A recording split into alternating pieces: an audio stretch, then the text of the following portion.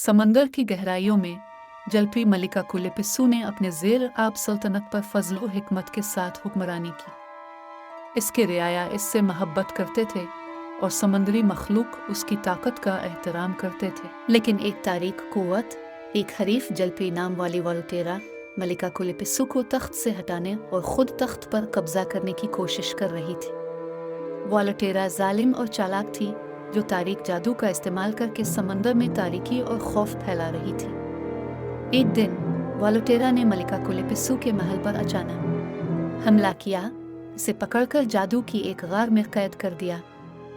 गार को ताकतवर मंत्र और जादुई ताकतों ने महफूज कर रखा था, जिसकी वजह से फरार होना नामुमकिन था।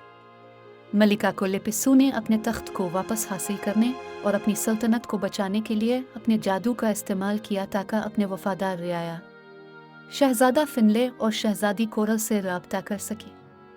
उन्होंने अपनी महबूब मलिका को बचाने के लिए खतरनाक सफ़र पर रवाना हो गए, जिसमें खतरनाक समंदरी रास्तों का सामना करना और वोल्टेरा के गुलामों से लड़ना शामिल था। इसी दौरान मलिका कुलिपिस्सू ने अपनी हिकमत और चालाकी का इस्तेमाल करके गार के जादू को धीरे धीरे कमज़ोर किया। जैसे ही उनके रियाया करीब पहुंचे, वो गार से आज़ाद हो गई और उनके साथ मिलकर वोल्टेरा को एक शानदार जंग में शिकस्त दी।